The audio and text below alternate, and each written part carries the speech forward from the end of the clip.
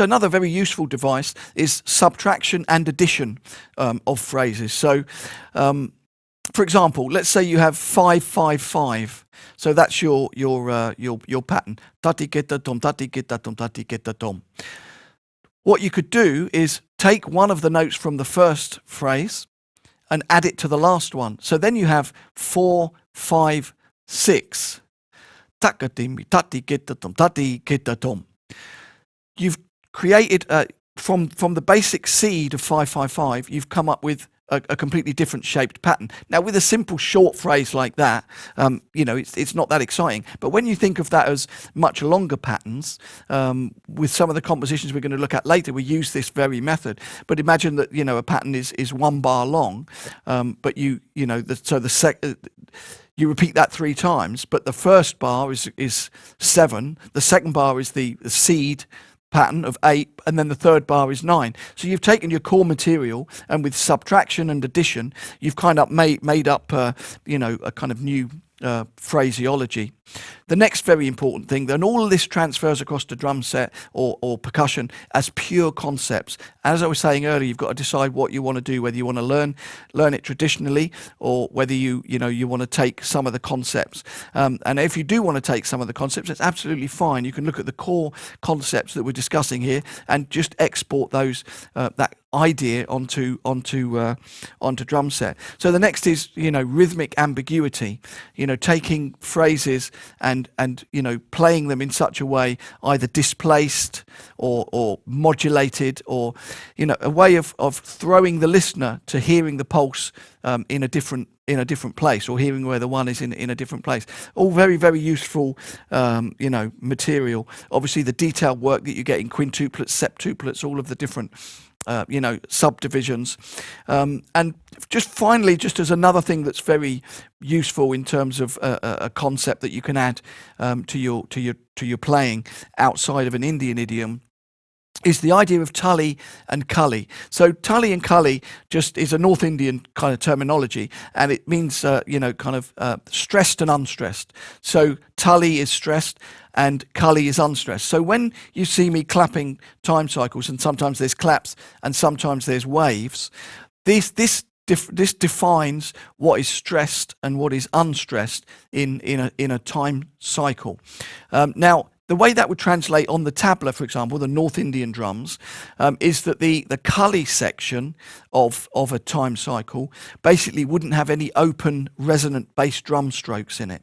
So normally, if you were in 16 beats, for example, the first half of the second half of the time cycle would be cully. So that's where you'd have no open resonant bass drum strokes. Now, this as a concept is really useful, even on just on regular drum set grooves, for just opening up a groove and giving it a little bit more breathing space. So you would have a groove, and then let's say you make the groove 2 bars long. So the first half of the second half, so the second bar, the first 2 quarter notes of the second part, you don't have any open bass drum notes, in the groove. And then within solo work, it can be very useful as well. Now, with tabla, just going back to the idea of theme and variation, this tully and cully idea becomes very complex with the variations that you have on the theme, because it's not like a free solo and they can do whatever they like. It's actually very restricted in terms of rules and regulations. So one of the rules and regulations is what the tully and cully concept within theme and variation. So basically, every variation has to be split in 2 halves. The second half has to be identical to the first half, but the first half of the second half doesn't have any open resonant bass drum strokes in it. Now, the advantage of this is that if you've improvised something in the first half, you have to mimic it exactly in the second half. And even this concept, you abstract this concept as a pure concept outside of the tradition, and you can experiment with it at home. Just take, for example, you take a snare drum and a floor tom, and let's say you take, 2 quarter notes in length. You play 2 quarter notes of something here, 2 quarter notes of something on the floor tom, 2 on the snare, 2 on the floor tom, over and over. So basically, whatever you play on the snare drum, you have to play exactly on the on the floor tom. So basically you're training your mind. Then make it 3 quarter notes, then 4 quarter notes on the snare, 4 quarter notes on the floor tom. And you're building up your rhythmic vocabulary and your control over exactly knowing what it is you've played and what your intent is when you play stuff. Then you make it 2 bars long, 4 bars long, 8 bars long, and it becomes much more of a challenge. And you know, you can record what you've done and see how accurate you were. So that's another very important and useful thing that you can abstract from these you know, traditional concepts. And bear in mind, you know, these concepts have been built over you know, as I said, you know, so far back in history and have been developed in detail. So we'd be foolish not to listen to it and not to start to dip into this and to, you know, use some of these concepts that really are done with a great attention to detail. And when you listen to some of the Indian masters play, I mean, it's just mind-boggling. I remember seeing a solo in